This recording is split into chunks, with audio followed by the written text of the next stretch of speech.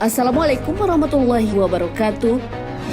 Sahabat beriman, setiap yang bernyawa akan mengalami kematian. Hal ini merupakan takdir yang sudah ditetapkan Allah Subhanahu wa Ta'ala.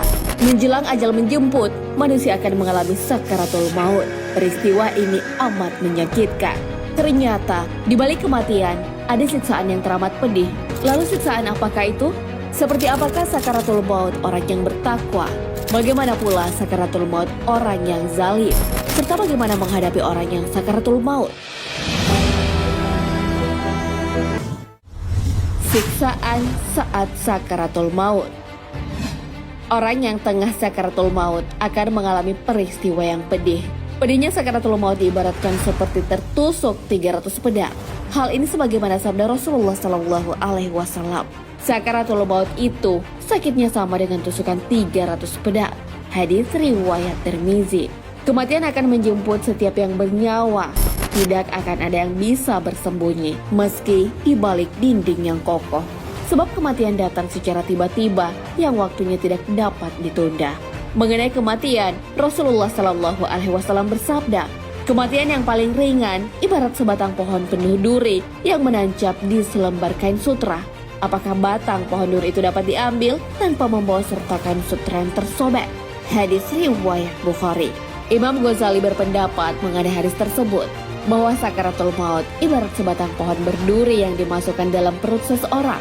Kemudian seorang lelaki menariknya dengan sekuat-kuatnya sehingga ranting itu pun membawa semua bagian tubuh yang tersangkut padanya dan meninggalkan yang tersisa.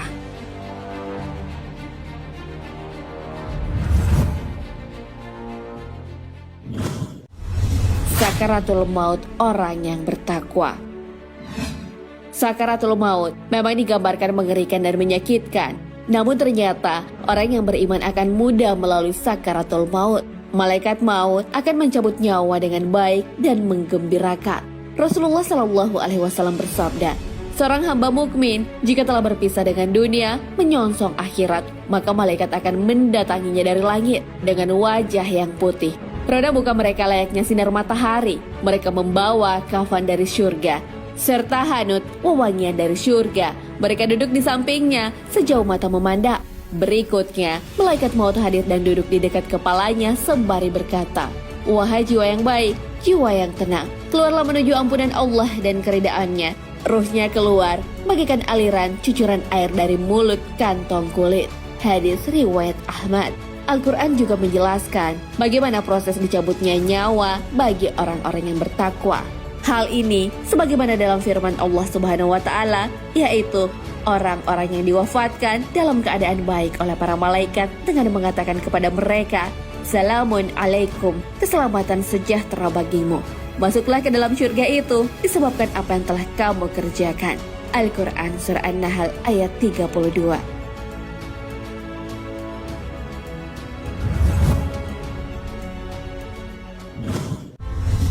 Sakaratul maut orang zalim.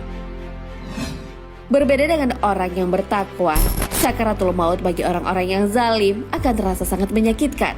Ruhnya keluar dengan susah payah, sementara malaikat maut akan mencabutnya dengan paksa. Proses sakaratul maut orang-orang zalim sebagaimana yang dijelaskan di dalam Al-Quran. Allah Subhanahu wa Ta'ala berfirman, alangkah dahsyatnya sekiranya kamu melihat di waktu orang-orang yang zalim berada dalam tekanan sakaratul maut, sedang para malaikat memukul dengan tangannya sambil berkata, keluarkanlah nyawamu, di hari ini kamu dibalas dengan siksa yang sangat menghinakan. Karena kamu selalu mengatakan terhadap Allah perkataan yang tidak benar. Dan karena kamu selalu menyombongkan diri terhadap ayat-ayatnya. Al-Quran Surah Al-An'am ayat 93. Malaikat maut bukan hanya memukul tangan mereka saat sakaratul maut. Mereka juga dipukuli bagian tubuh lainnya. Allah Subhanahu wa Ta'ala berfirman, kalau kamu melihat ketika para malaikat mencabut jiwa orang-orang yang kafir, seraya memukul muka dan belakang mereka dan berkata, rasakan olehmu siksa neraka yang membakar. Tentulah kamu akan merasa ngeri. Demikian itu disebabkan oleh perbuatan tanganmu sendiri. Sesungguhnya Allah sekali-kali tidak menganiaya hambanya. Al-Quran Surah Al-Anfal ayat 50 hingga 51.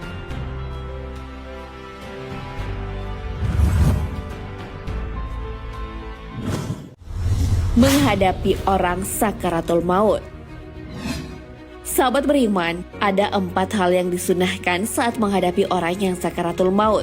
Pertama, kita disunahkan untuk mengarahkan orang tersebut tertidur di atas lambung kanannya. Kemudian wajah diarahkan menghadap kiblat, namun jika sulit, cukup arahkan sedikit wajahnya menghadap kiblat.